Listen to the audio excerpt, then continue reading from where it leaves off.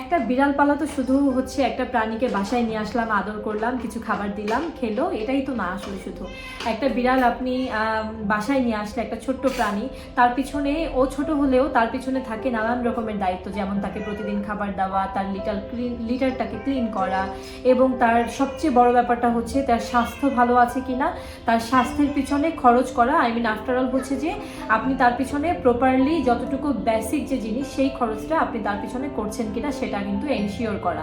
তো আজকের ভিডিওতে আমি বলবো একটা বিড়াল পালার জন্য A to Z যে বেসিক যে জিনিসগুলো অবশ্যই আপনাকে প্রোভাইড করতে হবে সেটা নিয়ে। আসসালামু আলাইকুম, আমি অয়ন। আজকে কথা বলবো এই টপিকটা নিয়ে। তো যারা নতুন বিড়াল পালছেন বা বিড়াল অ্যাডপ্ট করবেন ভাবছেন, তারা এই ভিডিওটা কিন্তু শুরু থেকে শেষ পর্যন্ত আপনারা দেখতে পারেন। প্রথমেই আসে দৈনন্দিন যত্ন। একটা বিড়ালের দৈনন্দিন যত্ন কি আমি সংক্ষেপে একটু বলি। সেটা হচ্ছে যে একটা বিড়ালকে প্রতিদিন সকালবেলা ঘুম থেকে উঠে তাকে একটু খেয়াল করা সে ঠিক আছে কিনা, তাকে খাবার দেওয়া, যেমন ভাত, মাছ, মুরগি, অবশ্যই প্রোটিন ওকে প্রোভাইড করতেই হবে, কারণ এটাই ওর শরীরের জন্য একমাত্র উপকারী, যেটা প্রোটিন ওকে যত বেশি আপনি দিবেন তত বেশি ওর হেলথের জন্য এটা ভালো। তো তারপরে হচ্ছে তার লিটারটা ক্লিন করা, ডেইলি অবশ্যই তার লিটার ক্লিন করতে হবে, পরিষ্কার বাটিতে তার পানিটা আছে কিনা এটা খেয়াল রাখতে হবে। লিটার যদি আপনি রেগুলার ক্লিন করতে না পারেন সেক্ষেত্রে কিন্তু বিড়াল দেখা যাবে এদিকে ওদিকে পিপটি করছে।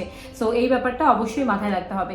আজকে আমি ভিডিওটা চেষ্টা করছি খুব সুন্দর করে করার জন্য, যার জন্য আসলে আমি আমার ডায়েরিতে হচ্ছে জিনিসগুলো একটু পয়েন্ট আউট করেছি, যে যাতে হচ্ছে কোনো পয়েন্ট যাতে স্কিপ না করি আমি, সেজন্য। পরে আসি দ্বিতীয়ত, অনেকেই হয়তো ভাবেন যে একটা বিড়ালকে বাসায় নিয়ে আসলাম, 3 বেলা খাবার দিলাম বা 2 বেলা খাবার দিলাম, পানি দিলাম, এতটুকুই হয়তো এনাফ। কখনোই না। একটা বিড়ালকে বাসায় আনার পরে তার নানান রকম স্বাস্থ্য ঝুঁকি তার পেছনে তার থাকতে পারে, তার অসুস্থতা হতে পারে, ওয়েদার চেঞ্জের উপরে যেমন আমাদের শরীর খারাপ হয় সেরকম একটা বিড়ালেরও শরীর খারাপ হতে পারে। তাই খরচ এবং তার স্বাস্থ্য এই জিনিসটা সবচেয়ে বেশি গুরুত্বপূর্ণ, যে সে ভালো আছে কিনা আপনার কাছে, মানে তার স্বাস্থ্য ভালো আছে কিনা। দেখা যাচ্ছে যে আপনার বিড়ালের নানান রকম প্রবলেম হতে পারে, ডিওয়ার্মিং করানো লাগতে পারে, সরি মা, যেমন তার ডিওয়ার্মিং করানো লাগতে পারে। তারপরে হচ্ছে আচ্ছা, আমার মেয়ে মেকআপ করতে অনেক পছন্দ করে, আচ্ছা আমি সরি। তো দেখা যাচ্ছে যে বিড়ালটা হচ্ছে বিড়ালের বিভিন্ন রকম রোগ হতে পারে, তখন তাকে আপনার ডক্টর দেখানো লাগতে পারে, ডিওয়ার্মিং করানো লাগতে পারে, ইয়ারলি একটা যে ভ্যাকসিনেশন সেটা দেওয়া লাগতে পারে। এই জিনিসগুলো কিন্তু অবশ্যই আপনাকে মেনটেন করতে হবে একটা বাসায় একটা বিড়াল রাখতে গেলে। তারপরে চলে যাচ্ছি খরচের ব্যাপারটা।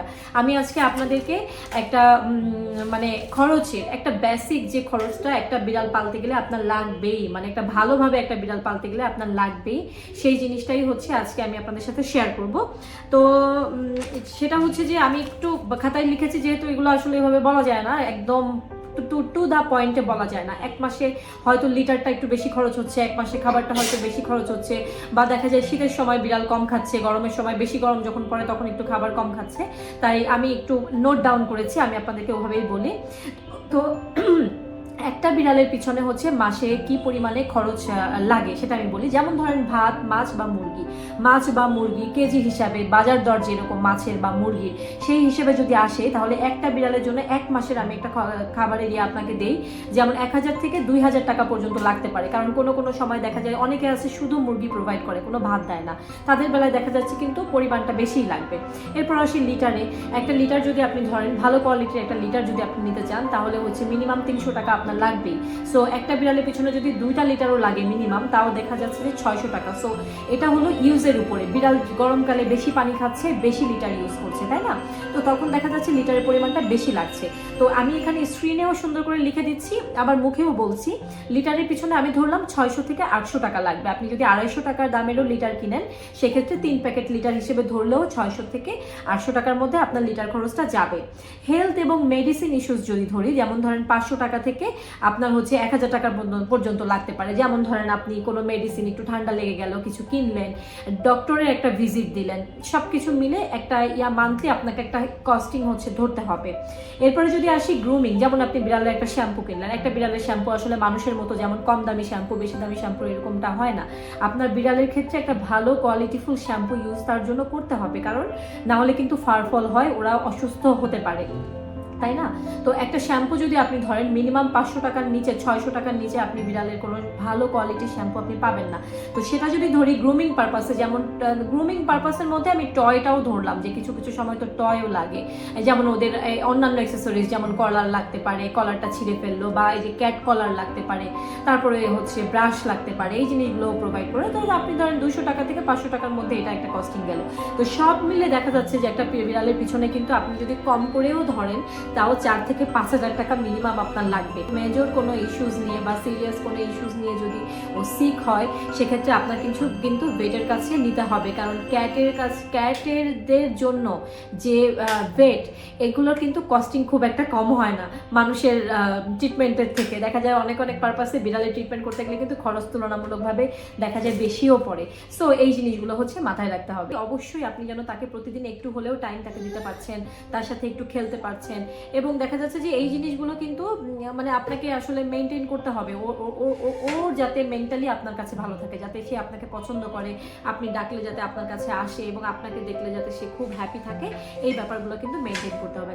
তাহলে এখন আসি যে একটা বিড়াল পালার আগে অবশ্যই আপনি নিজেকে কোশ্চেন করবেন যে আপনি প্রপারলি একটা বিড়ালকে 100% দিয়ে পালতে পারবেন কিনা। কারণ আপনি একটা বিড়ালকে আপনার বাসায় নিয়ে এসে যদি হ্যাপি রাখতে না পারেন, সেক্ষেত্রে সেটার আসলে দায়িত্বটা আপনার নেওয়া আসলে উচিত না। তাই নিজেকে কিছু কোশ্চেন করবেন যে বিড়ালটাকে আপনি ম্যানেজ করতে পারবেন কিনা, তার পিছনে এই কস্টিংটা আপনি করতে পারবেন কিনা, এবং তার সাথে যে মেন্টাল অ্যাটাচমেন্ট যেটা, সেটা আপনি প্রপারলি করতে পারবেন কিনা। এই জিনিসগুলো যদি আপনি মাথায় রাখেন, এবং হতে পারে আপনার বিড়াল সিভিয়ার বা সিরিয়াসলি কোনো অসুস্থতা হলো, তখন দেখা যাচ্ছে যে আপনার ওর পিছনে একটা খরচ করতে হবে, এই মেন্টালিটিটাও থাকতে হবে। কারণ আপনার বিড়াল অসুস্থ হলো অনেক বেশি মুমূর্ষু অবস্থা, আপনি ভেটের কাছে না নিয়ে আপনি তাকে রাস্তায় ছেড়ে দিয়ে আসেন, এটা তো হতে পারে না। আপনার সেই চিন্তাটাও কিন্তু আপনার মাথায় থাকতে হবে। তো আশা করি বুঝতে পেরেছেন, এগুলো হচ্ছে বেসিক ব্যাপার। আর খাবার কি পরিমাণে কিভাবে দেই না দেই, এগুলো নিয়ে আমার চ্যানেলে ভিডিও আছে কয়েকটা, আপনারা দেখে নিতে পারেন। কিভাবে খাবার প্রপারলি টেস্টি, ওদের জন্য মজাদার কোনো খাবার ক্রিয়েট করবেন, সেটাও আমার চ্যানেলে কিন্তু দেওয়া আছে, দেখে নিতে পারেন। যদি ভিডিওটা ভালো লাগে অবশ্যই চ্যানেলটা সাবস্ক্রাইব করবেন, কারণ আমার চ্যানেলটা কিন্তু শুধুমাত্র বিড়াল নিয়ে, আপনি বিভিন্ন রকম বিড়াল রিলেটেড টিপস কিন্তু আপনি আমার চ্যানেলে পেয়ে যাবেন। যদি কোনো কমেন্ট থাকে অবশ্যই কমেন্ট সেকশনে জানাবেন, আমি চেষ্টা করব সেই টপিকের উপরে নতুন করে কোনো ভিডিও বানানোর। সবাই অনেক ভালো থাকবেন। আচ্ছা, আরেকটা কথা বলতে চাই, যারা আমাকে অনেক সাপোর্ট করেন, যারা আমাকে সাবস্ক্রাইব করেছেন, তাদেরকে অনেক ধন্যবাদ আসলে। আর সবাই অনেক ভালো থাকবেন, সুস্থ থাকবেন। আল্লাহ হাফেজ, আসসালামু আলাইকুম।